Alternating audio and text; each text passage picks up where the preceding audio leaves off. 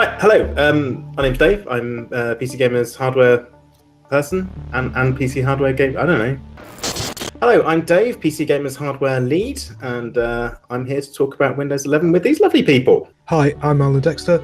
I'm old, senior hardware something. And I'm Jacob, senior hardware editor at PC Gamer. And we're all here to talk about Windows 11 because that's one of the biggest things that's happened in the last week or so. So Windows 11 has had an announcement, a release date, and actually kind of released in a beta form anyway. So yeah, so what's going on? What's the release date? When are we actually going to get our hands on Windows 11? Well, Alan got his hands on Windows 11, so a little.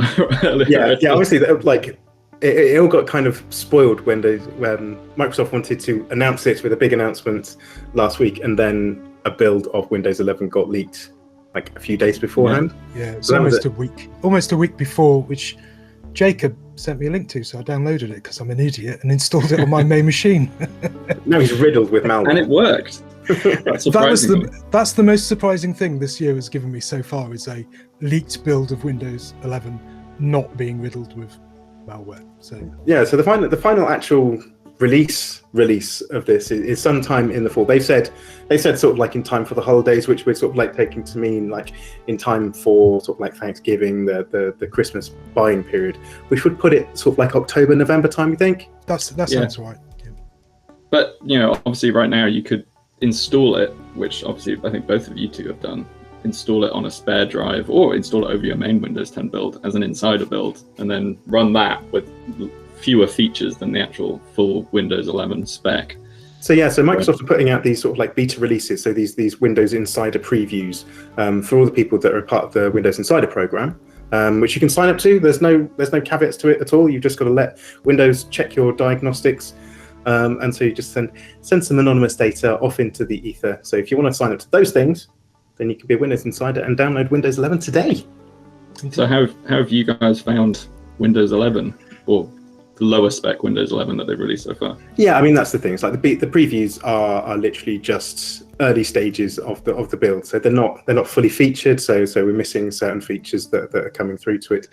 But yeah, initially I don't know. I'm kind of excited. I'm actually for my sins, I'm a Windows fan. I like Windows. It makes gaming on PC like really, really easy. I've got one big question I wanted to actually put to both of you as people have installed it, and it's about the bugs, is whether, for me as someone who doesn't have a spare hard drive or like a spare PC where I'm going to then install Windows 11 just fresh, should I install it over my Windows 10 build, or should I wait and see? Yeah, that's generally my question. Like honestly, it's like if the beta releases weren't going out at all, I still wouldn't recommend you updates to Windows 11 on release day. Like when it comes out in October, I wouldn't recommend going and getting the ISO, downloading it, and just slapping it straight on your machine, because it's probably all going to be fine straight away.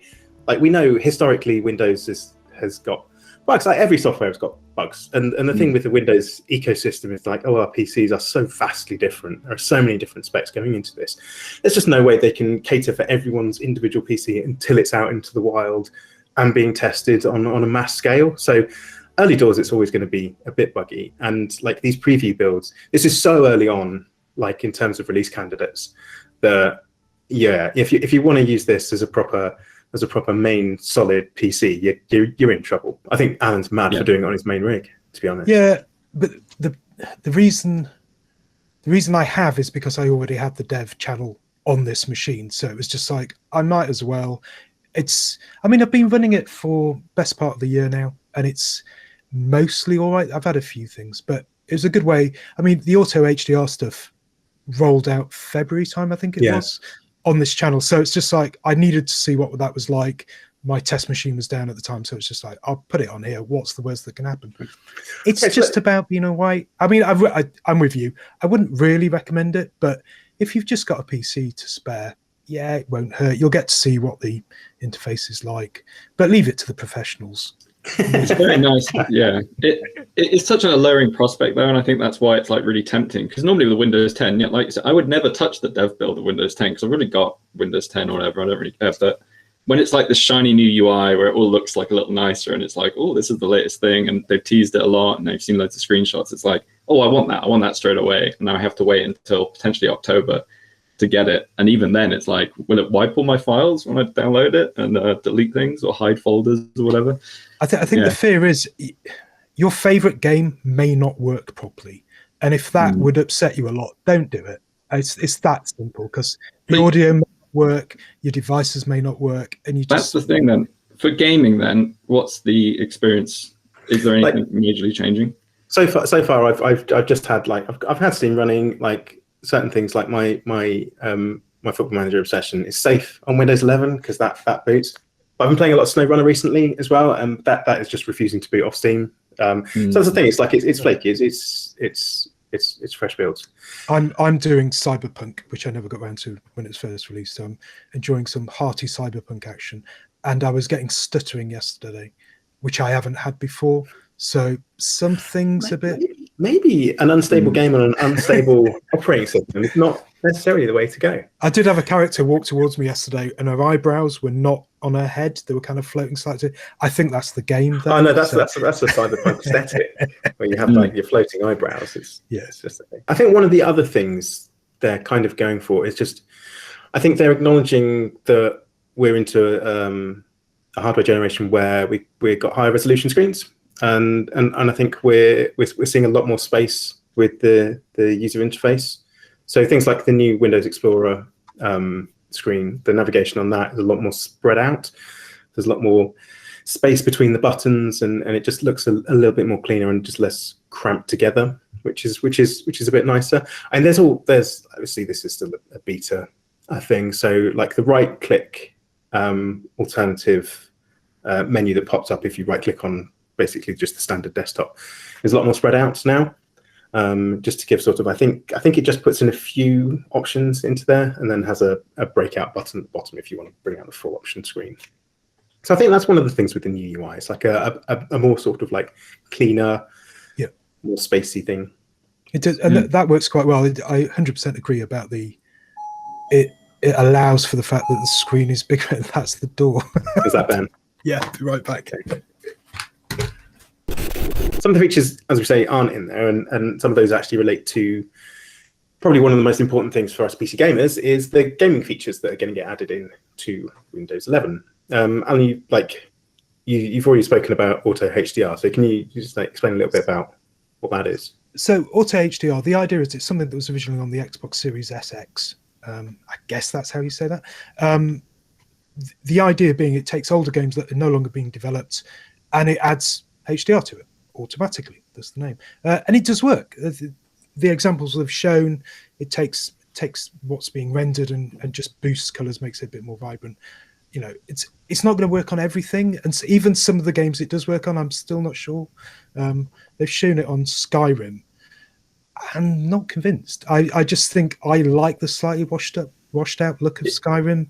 I don't want it in every game. It's very interesting though. Like, how do you do that without the game devs? Like, that color information is like surely how they're building the game out from the very get-go. To have, I don't know how you. I mean, I guess they're just assuming and adding more information where they expect it to be. Yeah, there must just be some sort of color profile that they can pull out and just like mess around with, because that's the thing. It's not adding HDR really. It's kind of messing with the color profiles, making it so it looks nice on your HDR screen. Although when I saw auto HDR, I immediately thought, oh, they're finally fixing HDR so it doesn't mess up your desktop between games, and it'll swap between HDR on and off depending on things. And that's not it then. Oh yeah, I can absolutely confirm that HDR on Windows is still an absolute mess. It's a total travesty. Yeah. Considering it's been in consoles for like years and years and years. I mean, I get that TVs have had HDR for years and years and have been a lot more sort of like it's a more standard thing, but like the PC is just such a mess. Just like having this like, so do I turn it on in Windows and then in my monitor, or does my monitor realize when a game is going to be in HDR, and will Windows know that a game's going to be in HDR? Sometimes it will, sometimes it won't. Anyway, that's not the only thing that's coming through, because we've also got direct storage. So that's something that has been spoken about with the consoles quite a lot. I'm kind of surprised that they've locked this behind Windows 11 though, and I don't know if that's something that needed to be done, because I feel like it's just DirectX. So Windows 10 is of course going to support DirectX for a very long time. Windows 10 is going to be supported till 2025. So I do find it's an interesting one that's then been locked to Windows 11. It's a bit of a shame, really. Yeah, so Microsoft announced that the direct storage is going to be exclusive to Windows 11, which is a strange thing. I mean, we should probably explain what direct storage actually is first off. It's basically a hardware. It's taking advantage of the modern SSD hardware that we have in a lot of our machines, basically sort of like the NVMe protocol rather than the SATA protocol, which has been running on old SSDs and hard drives for many years. It's now making that much more usable, which is a good thing. Everything getting clogged up on the CPU, which is what it does at the moment. You're just going direct from SD to GPU. We don't have any examples of direct storage right now. I don't even know what games are in development they're going to use it, but it does promise some very good big benefits, I think. I think the idea, it's just like cutting load times and being able to like stream assets into an open world without having to worry about load times or sort of like features popping in at parts of the scene as well. So like kind of the promise is that it's going to support the open worlds of tomorrow. Imagine being a game developer right now working on this technology, and it's like, well, it won't work on any PCs unless they're Windows 11. So that's October at the earliest. It's probably going to be a bit buggy for a while. So yeah, realistically, next year we might see some examples. Year after that, it might actually start to make a difference. But I mean, there's so many games that do this anyway. I mean, the assets are smaller, but if you look at GTA, you know, how old is GTA now? But it's a big world. It streams. It's beautiful. WoW did it many moons ago. So there are ways around it. But as assets get bigger, as the complexity of models improves, I'm intrigued to see how this will work with the Unreal Engine 5 stuff that is going out there, where we've got these insanely detailed models. It feels like it's all coming together, but not tomorrow, not next year. You know, it's going to be a while before we experience this. But I'm still really excited about Derek's. But we've got all the puzzle pieces laid out now. We've got all the pieces we need. It's just going to take a while to put them all together. Yeah, absolutely. So it is interesting. It's exciting, yeah, for sure. I guess the hope is that like a lot of these things, like you're saying about auto-HDR, the same with direct storage, they're being pulled from the Xbox Series X and Xbox Series S consoles. So I guess the hope is that developers working on those platforms will then, because the Xbox is essentially using DirectX, so it's using like PC parts in sort of like the makeup of it. So I guess the hope is that games developed for those consoles coming out around the holiday period this year are going to launch with DirectX, direct storage, and auto-HDR as sort of like easy standards in there, I guess. Yeah, but how does that work with PC? If you want to play one of these games, but you've still got a SATA hard drive, can you not play it? That seems it's going to have to be scalable and usable. Yeah. But then maybe that's the thing that stops, because until everyone's got it, you can't fully, you know, it's going to be tough to then go, all right, we're really going to crank up these. But I guess that's what graphics settings exist for. Like, you know, somebody could be run this on Ultra, have the best textures that have to be streamed in, have to have this requirement, and other people just won't, and you'll just play it as you would a game today. So I'm sure it will work. I don't think any game developer is going to rush out to block off some of their audience from playing a game. I think that's the key thing, really. Yeah, but I guess it just slows things down, slows development a little bit down, because you've got to allow for, I mean, there's going to be gamers that still have hard drives. There just are. You don't do that, but there just are. So, you know, and how many people have got PCI 4 SSDs? How many have got 3? So it's just this granular thing. I mean, anyway. Yeah. I mean, I think the point is that, like Jacob was saying earlier, like Windows has said that, Microsoft has said that this is going to be Windows 11 exclusive. I mean, as we say, I think like we think that's kind of a bizarre choice, given that realistically, I mean, if it's probably time to get into this, like Windows 11, like it's not a new operating system, is it? If we're going to be honest, this is just essentially the history was Microsoft were going to release Sun Valley, the Windows 10 Sun Valley update at the end of this year with a whole brave new UI and like a whole redesign to just like reinvigorate the feeling of Windows. And then at some point, someone inside of Microsoft has obviously just gone, hold on, this looks really different. Could we just call it something new? And it's like, it feels kind of like an arbitrary decision to suddenly go, hey, it's Windows 11 now. This is a whole new thing, and we're going to block off some features just to make sure people upgrade. Yeah, it's it's good from a marketing perspective, which I think is the only reason this is happening, is that having Windows as a service, which is essentially what they were suggesting for Windows 10, where it just, this is it now, this is your only operating system. You can't talk, Microsoft can't really talk about it. You cannot get people excited about, you know, a H2 update. It's just like no one cares because everyone's getting it, so it doesn't matter. I think we've seen the idea of Windows 10 shot down, and I kind of understand it. They're losing percentage share to Chromebooks, to Macs, and it's just like, this gives them a chance to go out and go, look, it's new, it's got these features, it's really good. I mean, one thing from the announcement is they were really pushing this is a gaming platform, which is true. We all know this. And it's kind of good that Microsoft's getting behind that a little bit again. It's like going, gaming is important. It's like, yeah, about time. Come on, guys. Actually, you know, look after us here and give us a reason to upgrade. I think that's good. I mean, it's not really a reason to upgrade, but I mean, no. it has kind of integrated. They've integrated the Xbox Game Pass into Windows directly now because we've got our new Xbox app, which is completely integrated with Game Pass. So that's like a really easy store. And they're also updating the new Windows Store, which I'm sure everybody is very excited to use because I mean, we've all spent a lot of time in the Windows Store. Oh, I'm on it every day. Yeah, absolutely. Just want to see what's new. I need another new weird half-assed take on some app that I've already got installed somewhere anyway. I honestly, I opened it this morning just to see, oh, how is it different? And I've been there so infrequently. I didn't know if it looked the same or not because it's just like, is this what it looks like? Like we've been speaking about how Windows 11 is essentially just an update for Windows 10. So you'd expect any Windows 10 machine to be like able to run this. It doesn't seem to be how it's really turning out, though. It's hard to say because I don't even know if Microsoft really know at this point.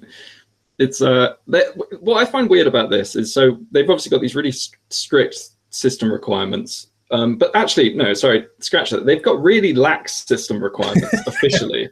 And then they've got this other list that is really strict, and you have to have a modern CPU within, what is it, four years? Essentially, you know, you're cutting off at 2nd gen AMD Ryzen chips and 8th gen Intel chips, which kind of seem arbitrary because the chips before them are almost exactly the same.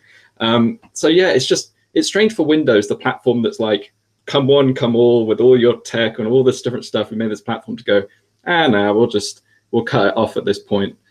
It feels like a massive confusion as to, like, I think there's been the system requirements they put out, the minimum system requirements they put out, and then there is also this list of supported processors from both Intel and AMD which they've put out, and it just like you say, Jacob, it seems to be a completely arbitrary list where it's just cut off at some point. It's like, oh yeah, but like, and so are you saying that the CPUs on this list are the only ones that will run with it, and other ones won't? And then they kind of given an update saying, actually, we're going to test 1st gen Ryzen and 7th gen Intel chips.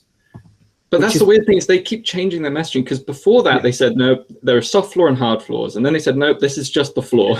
And then they said, actually, we're going to test Zen and 8th and 7th gen chips. And then in that, apparently before, when they first posted that, it said 6th gen and older will definitely not work. And then they removed that.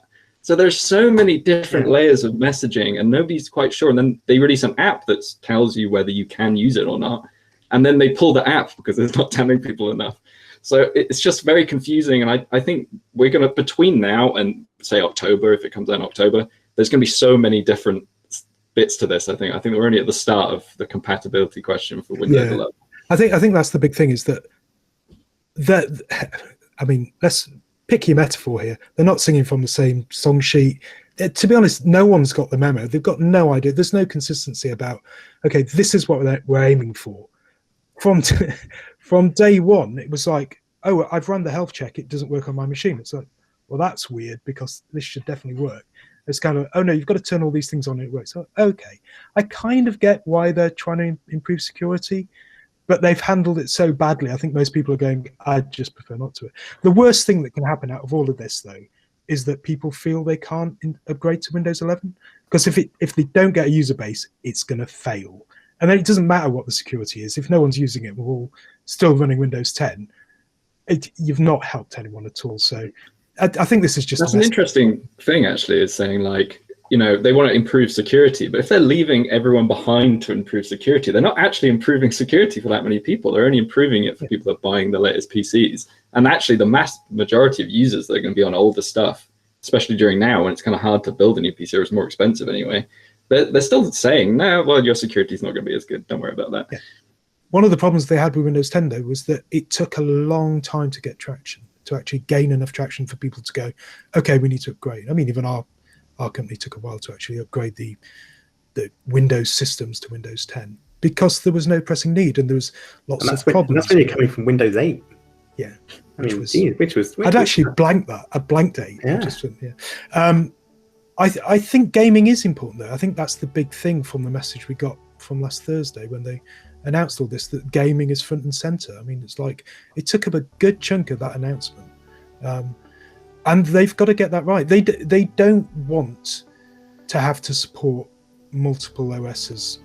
Gaming's complex, and if you're trying to roll out new technologies, I can kind of see what the DirectX storage thing now is, that like, let's just focus on this. It's the latest build, it'll be fine. It's actually Windows 10 plus, but whatever.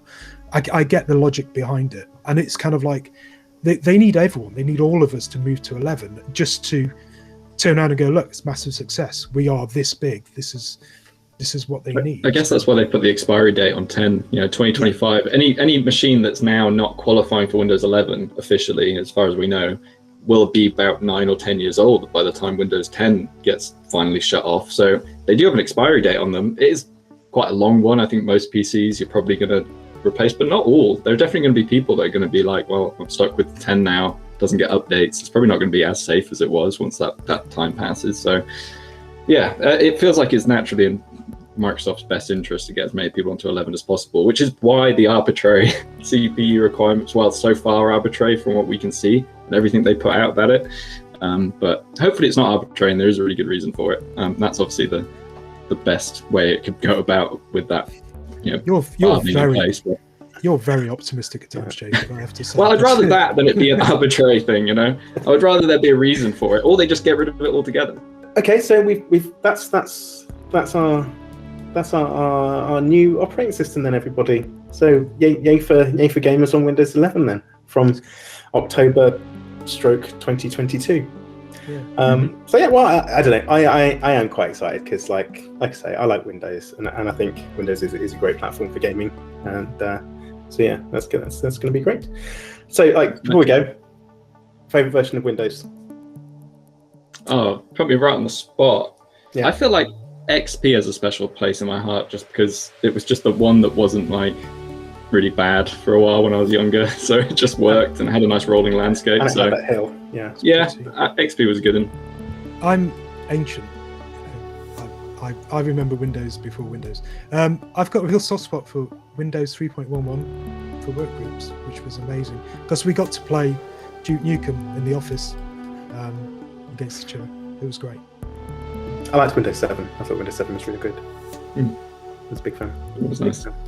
Yeah, like the final thing. It's like, there's some new backgrounds on Windows 11. That Pringles one. Oof, I tell you. Yeah, one that looks like Pringles. That's my favourite, like beetroot Pringles. Anyway, so thanks for watching, everybody. Thanks for your time, guys. Cheers for talking. That's our take on Windows 11. So thanks for watching, and we'll see you again soon on PCGamer.com, and I guess wherever you see this video.